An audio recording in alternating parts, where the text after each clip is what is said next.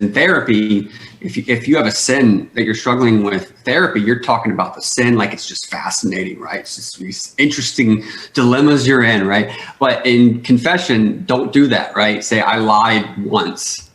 That's it, right? And priests will thank me for telling everyone that. You don't have to go into a long story about it. And I think that therapy, and in that sense, confession can be therapeutic in the sense that you stop thinking of your vices and your sins as interesting. I think it's one of the worst things that we get into as people, is thinking that it's just, getting into that mindset of like your flaws or your virtues and your excellences. That is what makes you interesting.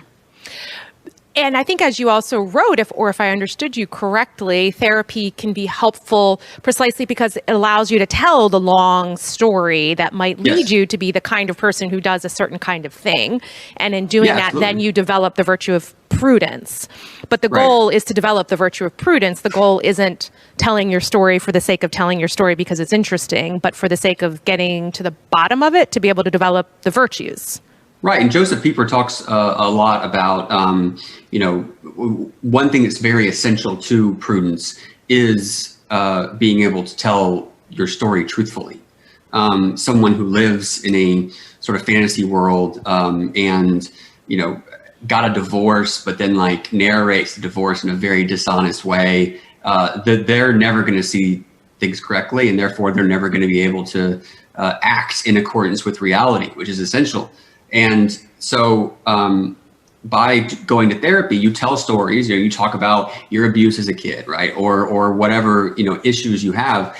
And while you're talking, the therapist, a good therapist will sort of probably just spot it from a mile away, gaps and equivocations and, ways that you've distorted the story, right? Mm-hmm. Plot holes, if you will, right? You watch a movie with a million plot holes and it's just obvious.